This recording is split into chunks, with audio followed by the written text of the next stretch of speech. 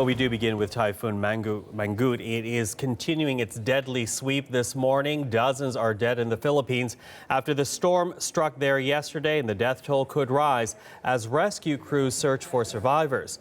Officials say the storm is the world's strongest this year so far, with gusts of wind ripping through everything in their path.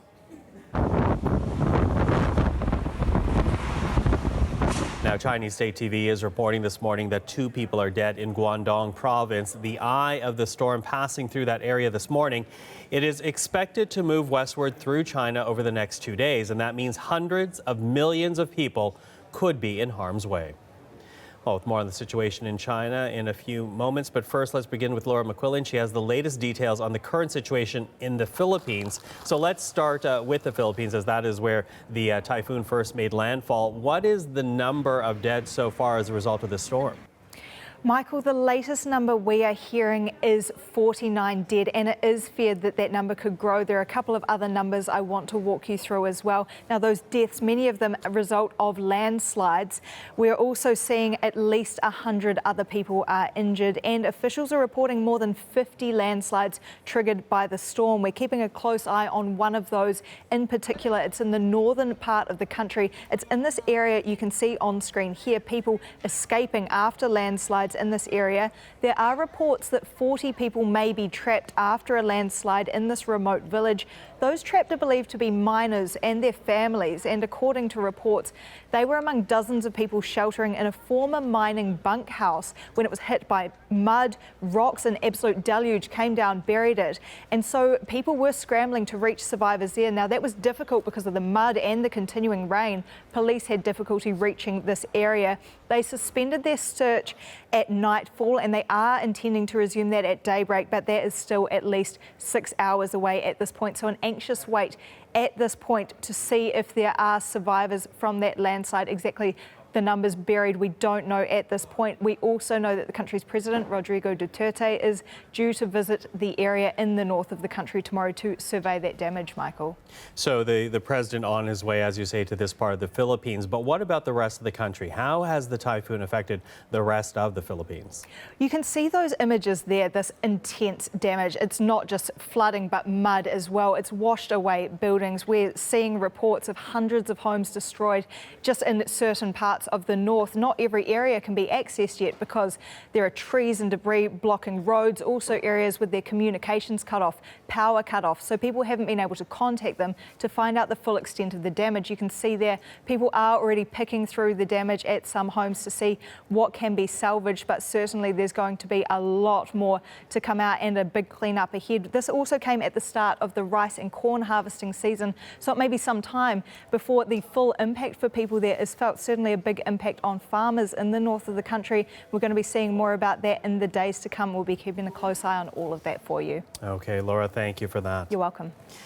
Well, as Laura continues to track the latest for us right here at CBC News Network, our Sasha Petrosic is also on this story. He's near Manila with the latest on the situation today.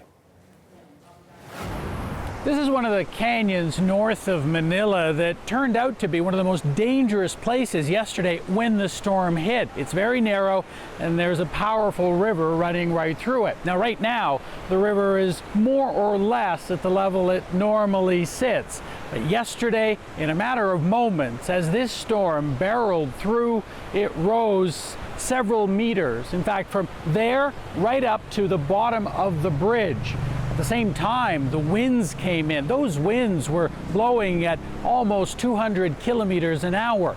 And these houses that are around here, the houses that people live in, places that they do their business, little shops, they collapsed. They couldn't take the added pressure of the rain, the wind, and this water, which was really at their foundations. Now, what's been happening, we drove up this road today and we saw dozens of small and large landslides. Literally, the mountains that are over top of people's heads are falling. There are actual waterfalls and roads that are blocked by boulders. In some cases, the officials are saying that that won't be cleared for months because that's how long it's going to take to reinforce the sides and to get the debris off the road. People here were afraid yesterday. One man that I spoke to said that he was very afraid when the water started coming up, and it's his house that collapsed right over here. But many are still afraid today. They're watching the sky nervously because they know that more rain will mean a greater chance of more landslides. And this area is vulnerable to them to start with, now even more vulnerable. That's the danger, and they don't feel that they're out of it yet, even though the actual storm, the typhoon, is many hundreds of kilometers away. And again, that is Sasha in the Philippines. Now, the storm did move away from the Philippines. As we mentioned, Typhoon Mangkhut is now hitting southern China hard. And CNN reporter Christy Lou Stout has the latest in Hong Kong. Typhoon Mangkhut has rolled its way through Hong Kong, and we are certainly feeling its effects here. The rain is pounding. There have been heavy gusts of wind of around 100 kilometers an hour. The Hong Kong Observatory has been reporting gusts of wind as high as 232 kilometers per hour. That's why we're keeping a very close eye on falling debris.